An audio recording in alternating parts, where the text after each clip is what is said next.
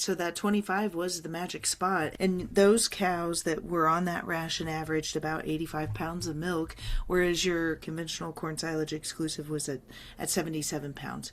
And so that's a pretty big swing. I mean, nearly 8 pounds of milk difference just for having this integrated into the ration.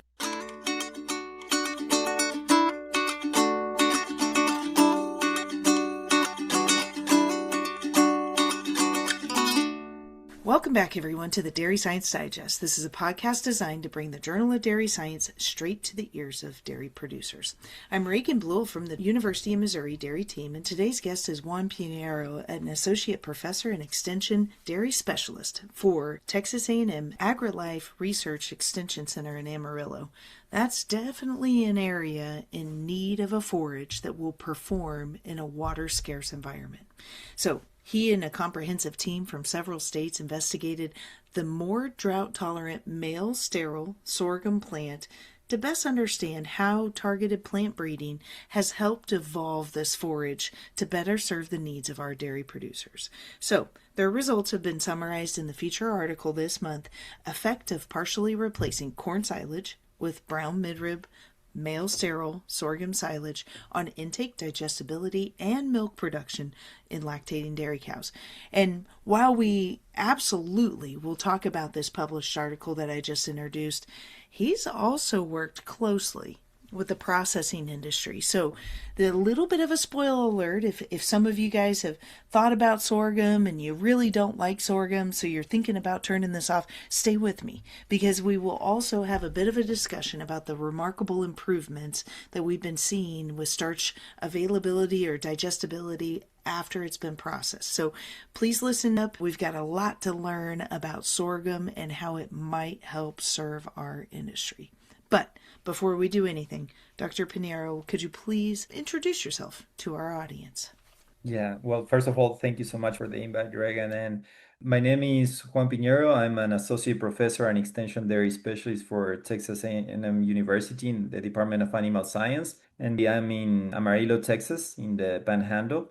And as you were saying, here is very important that we look at water use efficiency because we are having a decline of mainly the Ogallala aquifer, that is the one that we use here. And it's not just Texas Panhandle, right? It's also Western Kansas, a little bit of Eastern Colorado, a little bit of Eastern New Mexico. So it's a considerable part of the industry. And that's why we started doing a lot of research with sorghum to find some forage alternatives to corn silage. You bet. Yeah, very relevant topic. There's a lot of dairy cows that live in drought type stricken areas, and so I think this is good because you got to have forage if you're going to be milking cows. So I think before we go very far, the title talks about male sterile sorghum. What does male sterile sorghum mean? Basically, it would be a plant that doesn't have the male part, so it doesn't develop pollen. And because it doesn't develop pollen, it will not develop grain. The reason for that, when we started doing research with sorghum, the first study was in 2021.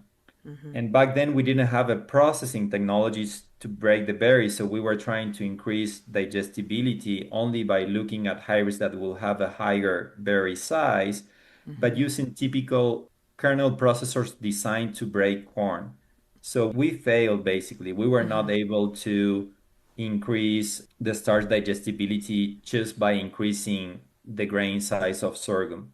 That was 2021. So in 2022, we say if we cannot get much starch from the grain because we cannot break it, let's look at male sterile sorghum. And we look a little bit about the research that Thomas Kilser did in New York.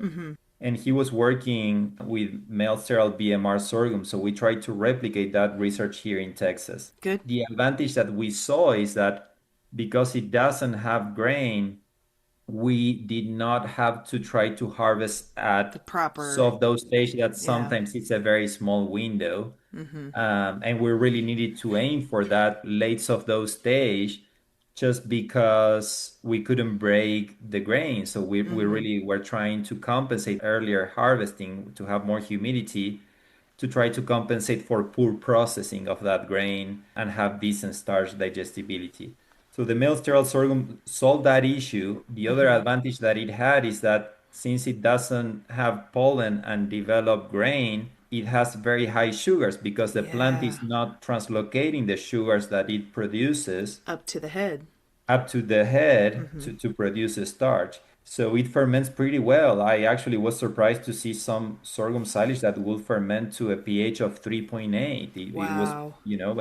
and when we were harvesting, we were getting, prior to ensiling and having the fermentation, we were having 20% water soluble carbohydrates, which Carbohydrates. is pretty high. Yes. And the rumen microorganisms just love that, right? And so Mhm. this variety was a dwarf or brachytic variety. That means it's shortened, and you said brown midrib or BMR. And so that's going to be that more digestible forage, just for some terminology, guys. And so let's talk chop a little bit of this headless variety. Tell me about, for this research project, the harvest window or how you chose to chop this so that you could integrate it into your research rations. Yeah. So in terms of harvesting management, basically, well, number one is you want to get some of the advantage of that sugar accumulation. And we see that sugar accumulation in the plant starting to increase from boot stage. So what we try to aim is at least waiting 6 weeks after boot stage, basically, Mm-hmm. for chopping. Very good. One of the challenges that we have with any male sterile is that also because it doesn't develop a grain, is that the moisture is quite high, Mm-hmm. which you can see in table one from our study. Mm-hmm. The dry matter is a little bit shy of 28%. Right. So it is pretty significant moisture. So at that point, something that you increase is the leachate production risk. So typically, dairy farmers that are using it, roughly a 250,000 cows are represented based on this technology adoption in the Mm-hmm. US. What they do, most of them, is they cut, they wilt Mm-hmm. basically to let it dry, and then they pick it up and then chop it and put it on the silage pile to prevent that risk. Some may take the risk of doing a direct cut and chopping, but Mm-hmm. if they do take that risk, they try to be as close as possible to 30%. So Mm-hmm. they may only do it, when it has 27, 20, at least 28% dry matter, Yep. understanding that they may still have that risk and trying to minimize leachate production risk with other strategies. Yeah, nobody wants a juicy silage pile, right? It's Mhm. just, it's all bad. You're losing your nutrients, you're making a mess. It's just not desirable. So, the purpose of this trial was to try to kind of look at substituting your conventional corn silage with your headless variety, brown midrib, sorghum silage. And you did that at 25%, and then you tried to replace up to half of it. And so talk us through a little bit about your diet composition and what did that look like heading to the cows. Yeah, so very briefly, before we jump into the diet composition, something to understand the changes that we did is understanding the silage. And the first thing is that starch in male sterile sorghum is quite low because there's no grain. So most of the changes that you will see in the diets is that as you start replacing corn silage with male sterile sorghum, you need to bring back that energy with the starch, which means that Right. we had to feed more dry ground corn when we go in replacement rates from 0 to 25 to 50% replacement rates of corn silage with the male sterile sorghum silage, is that we were gradually increasing also dry ground corn. We did adjust also the whole cotton seeds, Mm-hmm. basically to try to keep total NDF similar. So that's why you will see in the control diet that has only corn silage as a source of silage, Mm-hmm. we put more whole cotton seeds to try to bring back, Fiber up. that total NDF and have a good experimental design. Mm-hmm. No, that's perfect. And all the cows that were involved in the project, they were fitted with devices to detect activity and rumination, but we didn't see any dietary treatments or treatment over day effect, no linear quadratic effect whatsoever on the rumination regardless of ration, right? That's correct, yes. But we did see a response of intake. Talk to me a little bit about the diet that the cows preferred to eat. Yes, this was actually something that it was quite surprising to us, and Mm-hmm. it was probably one of the biggest challenges to explain in this study because we were expecting to have similar dry matter intake. This difference that we had of 3 kilos, basically, cows Yeah, were eating, guys, 6.5, almost 7 pounds of intake differential yeah. on dry matter basis, right? That's a that's a sizable amount. It is. So for us, that was striking, and it was, being honest, that the hardest part to understand is the limited knowledge that we have. We have three hypotheses, Mm-hmm. and we think it's a combination of the three. One is slightly more fiber digestibility, and this was a numerical difference. It was Mm-hmm. only like 1 or 2 percentage points on NDFD 30, so it will not explain 6 pounds. Mm-mm. Mm-mm. But we thought perhaps a combination of several factors. The second factor is you're changing the starch source. Mm-hmm. Basically, what you have in the control diet, because you have corn silage mostly, you have a starch source that has more moisture. It behaves more like high moisture corn. Mm-hmm. So it would be reasonable to expect that it will have more rumen degradability Mm-hmm. than dry ground corn, which is what the other diets had, right? If you Mm-hmm. go to the other diets, 50%, you will have more dry ground corn that will have less rumen degradability, and more of that starch will be degraded in the intestine. Mm-hmm. Why is this important? Because there's a theory called hepatic oxidation theory from Mike Allen, Michigan State University. Mm-hmm. It's about the oxidation of fuels, and one of those fuels, produced in the rumen is propionate that then goes to Mm-hmm. the liver. So if you have basically something that is very fermentable, like high moisture corn, Corn. then Mm-hmm. it could limit intake. We did not have high moisture corn here, but the control diet has, More moisture.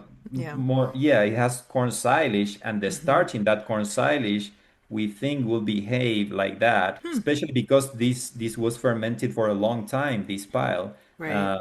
It was at least 6 months. It was either 6 or 9 months that it was fermented. So if that corn silage is well processed Mm-hmm. and fermented for a long time, that's what we believe that is another factor where it decreases intake. The last one, and just like any studies have limitation, ours, also had limitation, is that this study, we have the sorghum silage at the farm, and the corn silage will come every 3 days from another farm. Mm. So we did a study in spring, so it will not heat that much that silage, Mm-hmm. but it will be lukewarm. So Mm-hmm. we did not know if that could be affecting and decreasing intake. So I Mm. think it's probably a combination of the three. Maybe so. To date, we still don't know exactly why we saw such a big difference in intake. Sure. And as soon as I saw that and thinking through the potential fiber differences and how they would perform differently in the rumen, my first eye actually went to fat. And I thought it's noteworthy that your fat composition didn't change among diet, but your milk yield definitely did. So let's talk a little bit about which ration did the girls milk the hardest on. So it was numerically 25%, and this was significantly different from the control, but it not differ from the 50%. But the absolute highest was the 25%. And we did have linear and quadratic effects here. And if we look at, let's say, energy corrected milk, you see that there's a quadratic effect. We believe that for this study, 25% may be the sweet spot. Mm-hmm. And I think it's important to reiterate. So that 25 was the magic spot, and those cows that were on that ration averaged about 85 pounds of milk, whereas your conventional corn silage exclusive was at 77 pounds.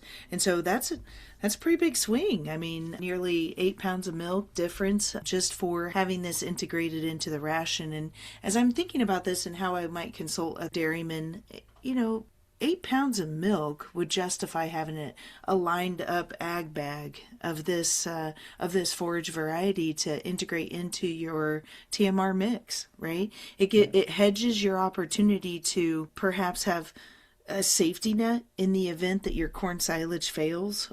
You would have that second round of more drought resistant forages. But even if everything works perfectly, you still see a 7.5 pound gain in production just by integrating it into your mix at 25%.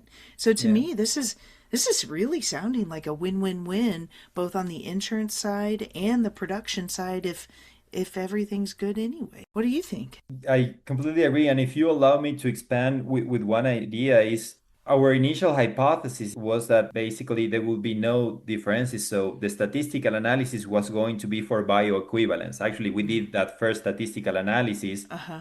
Of course, they were not bioequivalent, No. and we changed the statistical analysis to do the traditional statistical analysis because they were significantly different. But the reason for that is even at a bioequivalence, so if the meal production will have been, very similar, it's already a win because Mm-hmm. when you think about the cost of sorghum, Production. production Mm-hmm. compared to that are almost half compared to corn production, Mm-hmm. it's a big win. The other way I think about this is when you diversify your forage production, you diversify risks. Yes. So you minimize risk. Mm-hmm. So it's also something that really helps you with your forage production systems, with your rotations. Even if it would have been bioequivalent, I think it would have been a huge win. Still be a win. Yeah. As you're working with producers that are utilizing sorghum in their rations, in their rotation, how are they managing field rotation? What's the order? Because I wonder, as late as you plant it, couldn't you double crop it and put wheat and then sorghum? Like a rye, even an early rye? Yeah, exactly. Yeah. Yes, the short answer is yes, Uh-huh. but especially if you have early maturing hybrids for sorghum or Uh-huh. early maturing varieties for, wheat, triticale, or rye, Mm-hmm. whatever winter crop you're using. Of course, if you go to late maturing Mm-hmm. hybrids Complicates in everything. sorghum, then it becomes more difficult. But Yeah. yes, Cool. absolutely. And the other thing, if in terms of the three principles that I mentioned earlier today, Mm-hmm. the first one, which is grain humidity, and for that you need a timely harvest, that as I mentioned is late soft dough or early hard dough, is determined by your hybrid selection. Because Mm-hmm. if you do choose a late maturing sorghum hybrid, what we see here very often is that most times they cannot put significantly amount of starch and grain yield. They Mm-hmm. just don't have the time. Mm-hmm. It gets cold. So what ends up happening, Reagan, is that you end up with a plant that is too tall, maybe 8 feet tall or even taller. Mm-hmm. That plant has small head, so maybe the head weight is only accounts for 10% or less of the I plant, see. Right. and it has so much humidity that they need to wait longer Mm. to wait until it dries down. And what that implies is that waiting longer, they harvest at physiological maturity. And And that's guess no what good. happened with No start good. digestibility? No good. No good. No No good. good. Yeah. It gets so dry, the grain, and so vitreous that even if you use this processing technology, your start digestibility will crash. So it starts with hybrid selection. The Yes. principles still remain. It's if your audience has to remember three things is grain humidity, breaking the berries, and ensiling duration. But for grain humidity at harvest, it starts with hybrid selection. Mm-hmm. And early to mid maturing hybrids tends to be Highest performing. the best ones for this technology and the ones that will give you a high grain yield because it lets you manage the crop much more easily. That's where the technology shines, and Yeah. that's where you get the most out of it. Wow. Well, the vast majority of what we were just talking about was focused around the male sterile sorghum plant.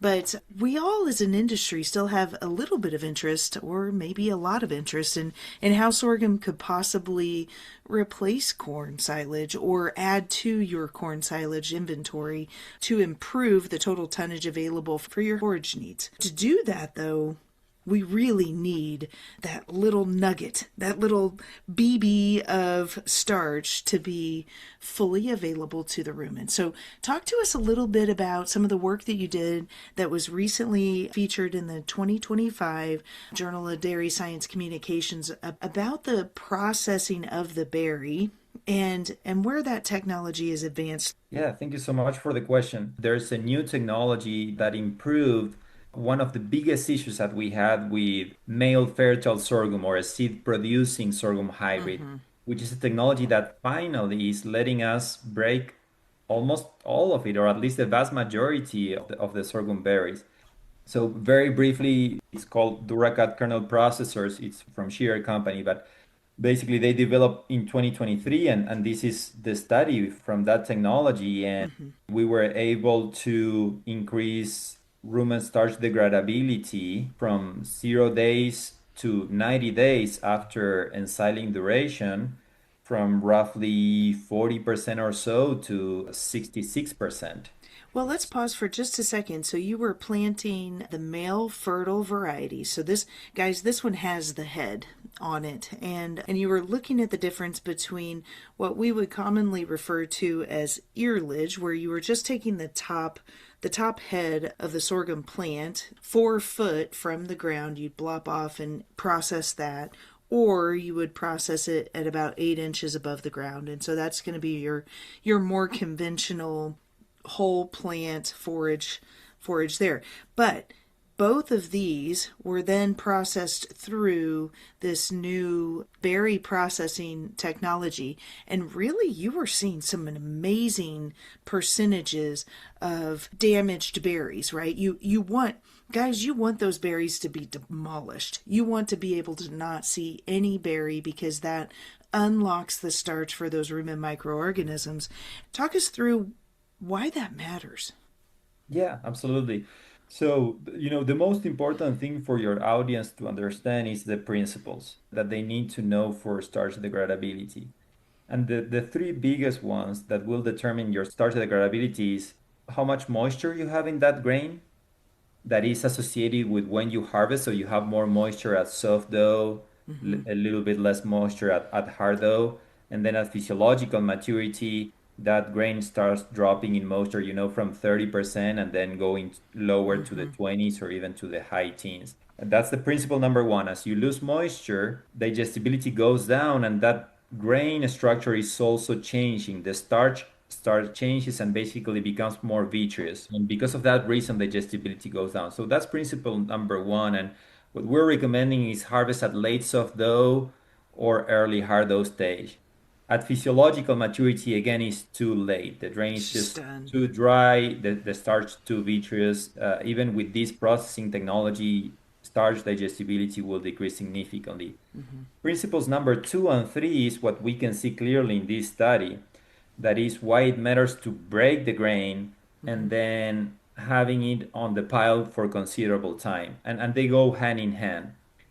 Because when you do not break the grain, several things happens. But the first one is that you don't get the benefit of an extending ensiling duration. Why? Because the bacteria cannot access Mm-hmm. the grain in the starch, the bacteria in the silage pile, to make that starch more available, Mm-hmm. basically, by degrading the protein, the proteins, and making the starch more available. The other reason is, of course, when you break more a grain, the surface for the bacteria in the rumen to attack that grain increases. Mm-hmm. That's another principle. And that can be clearly seen in this graphic. When you don't break the grain, it doesn't matter if you ensiled for 3 months, that bacteria in the silo cannot access starch and the prolamine to break that prolamine and make the starch more available. Mm-hmm. So that's why you see this significant interaction that when you do break the grain and ensil for 3 months, that's when Boom. we achieve the highest starch digestibility in the There it's study. available, and guys, it's 67%. I mean, it's getting up there. And of course, just like the other article, we will have a link to this article available to you there at the bottom of the show notes. So this one's got a graphical abstract. Take a moment, take a pause to pull up that first page of the second article to really see how when those berries are ruptured after ensiling, you're going to see a dramatic improvement in starch availability in those seed producing varieties. So, talk to me a little bit about, do you get improved berry processing when you're just doing the headlage or the what we would call earlage version of the sorghum, or do you get better berry processing with the whole So it was plants? three treatments. Basically, it was cutting 8 inches from the soil, so 20 centimeters, or 4 feet from the soil. when you cut for feed is what I was telling you before, that you get mostly the heads. So with sorghum, we call this headlage. You may have heard with corn earlish, perhaps over there being fed, right? For the low Yes. cut high, we use the kernel processors, or we also did without kernel processors. Now the kernel processors are specially designed to maximize sorghum berry processing. It's not any kernel processor. It's not something that you will use with corn. It's something much more aggressive. This is a study from 2023. These kernel processors, they obtained the patent. It's Duracat, the name of the kernel processors. They are from Sheeter Company. It's a company that has 70% of the market. The high cut height, we use the kernel processors. We did not do it without the kernel processors. Sure. Right. What? Why would you? Right. Yeah, I mean, if you're getting the Yeah. grain, you will not, You gotta you, do you it. got to Yeah. break them. Yeah. The other one, we also ensile for 0 days. So basically, Right out of the field, yeah, grain freshly shop. chopped and frozen samples. And 90 days, we ensile in vacuum seal bag. And this is the most important thing, and I think it's quite interesting. The first one is that everybody talks about increasing ensiling duration for sorghum to increase starch digestibility. And that is true, but what we saw is that you only get that benefit from 0 to 3 months if you break the berry. If you pay attention to these two bars, this is the low cut, so 8 inches from the soil and no kernel processors. So even if you install for 90 days, the Yes. room and starch degradability after 7 hours did not change significantly. Right. Equal to the same as the, Exactly. yeah, as the 0 day. Got it. But Interesting. when you do break it, you do get the benefit. And you can see that this in the other two treatments. So the low cut plus kernel processor, at 0 days, you already see an increase, a numerical increase at least, in starch digestibility. But that increase is much more at 3 months. A biological explanation for this is if you have the grind that is intact, the bacteria in the silage pile cannot get inside. Penetrate it. Exactly. Get to the starch and degrade the protein that is surrounding the starch, the prolamine protein, to make that starch more available. Whereas when you break it, you can. So we call this an interaction, basically. It's a significant interaction between the two treatments.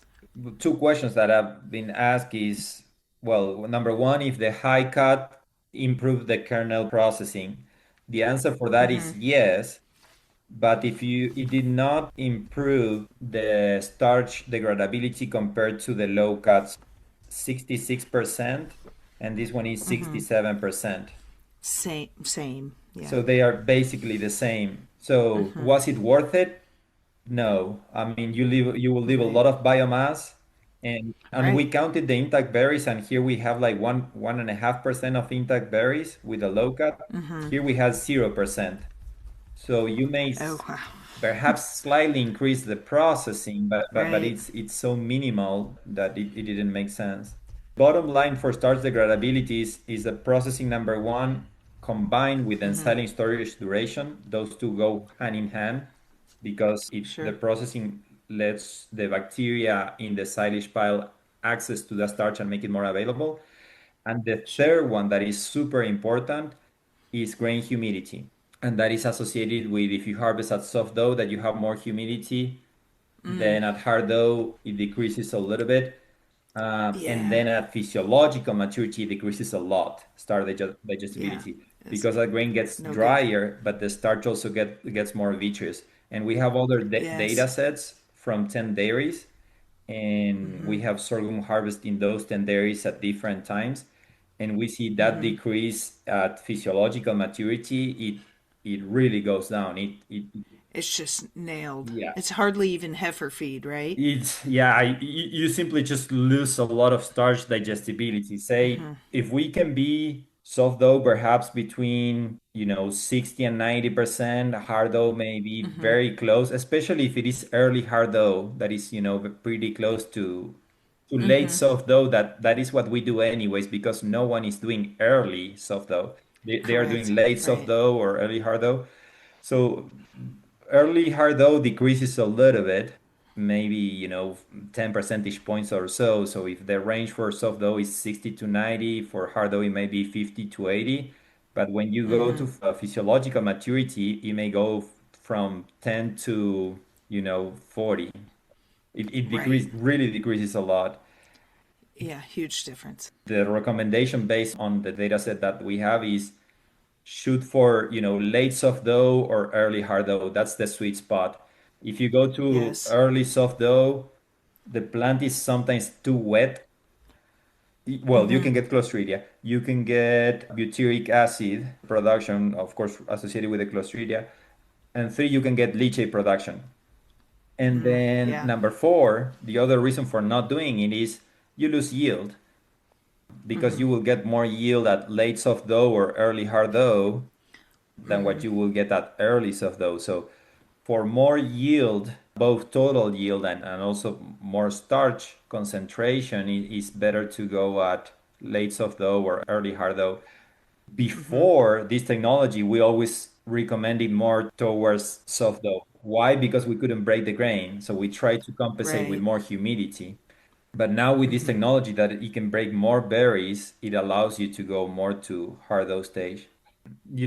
Basically, this is the first study that we have with this technology. Then we did another one that we're gonna publish soon, but basically we did 0, 3, 6, and 9 months of ensiling time, and we had two hybrids, one with big berry size and another one with small. That one is not published yet, but what is interesting is that where we are finding is if you harvest at the right timing, late soft dough or early hard dough, do a good job at processing. That means you almost do not find any intact berries. You should not be able to find them at least easily. And then you combine that with a significant ensiling storage duration. In the last study that we will publish soon, we were in the 80s of in situ starch degradability at 7 hours. So we're getting very close to levels of corn silage, Yeah. which The it same. was Yeah. for us, it was something that, even in the most optimistic scenarios, we were not thinking that we will get at the same levels. So that's what Right. I'm trying to say. I know sorghum is more complicated than corn. There's no question about it. But if people understand the principles of Then you can work started through. the Yeah. degradability, you can put sorghum at an advantage and it can reach, very similar levels Sure. to corn starch Right. digestibility. Uh, And still get that total tonnage yeah. in the bunk on challenging growing conditions. Mhm. Yeah. Yeah. That's good. And so what's the cost? What's the cost of this processor? Does the improved starch availability justify the cost of the I processor? have heard different costs basically, right? And I think with this technology, there's like a market discovery at the beginning. And I have seen, at as little as 50 cents to $1 more per ton that they will charge on the low end, that they will charge compared to processing for corn silage, and perhaps as much as $2 more or so. But for the most part, the ones that I have been hearing the costume harvesters doing the most, they are charging on average $1.50 more per ton. Okay. So let's say if they are charging $11 for chopping corn silage for whole plant corn silage and using processors, if they are charging $11 a ton, this would be 12 and a half that they will be charging more or less. Sure. My favorite question that I always ask every author is what would you like boots on the ground dairymen to know from all of this discussion, if you were to distill it Yeah. down? Basically, I see two paths. If you do have access to a processing technology that will let you break most of the grain, I will choose early mid maturing sorghum hybrid with very high grain yield, which will allow you in most cases to harvest at late soft dough and or early hard dough stage. And then inside for considerable time, at least 3 months, but for some hybrids, it's better if you could wait until 6 months and you will have very good starch degradability. The other path, if you do not have access to this technology or your costume harvesters don't have access and you don't want to deal with grain, then you have the other option that is using male sterile sorghum, and of course considering BMR, male sterile sorghum, to try to have very high fiber digestibility. Juan, this has been a great discussion, and I thank you so much for your time and your willingness to share this deep dive into sorghum and how it's changed and some of the amendments on this plant's breeding, but then also our processing, so that we know how to utilize this forage to its maximum capacity, whether it's weather related or your choice to position your operation to be more drought tolerant. I applaud each and every one of these listeners in today taking time to better understand how the sorghum might fit into your operation. And very timely, right before this rainy spring season might hit. So I've really enjoyed our conversation and discussion. I've learned a lot from our conversation, and this has been the February edition of the Dairy Science Digest, which is, of course, a monthly podcast project designed to bring the Journal of Dairy Science straight to your ears. We highlight peer-reviewed research articles actively in press because it's sound science to base your management decisions around, and it's provided to you by your University of Missouri Dairy team. So please be sure to like, share, and subscribe to get future editions straight to your cell phone. This is Reagan Bluel with the Dairy Science Digest, and I hope you have a great day.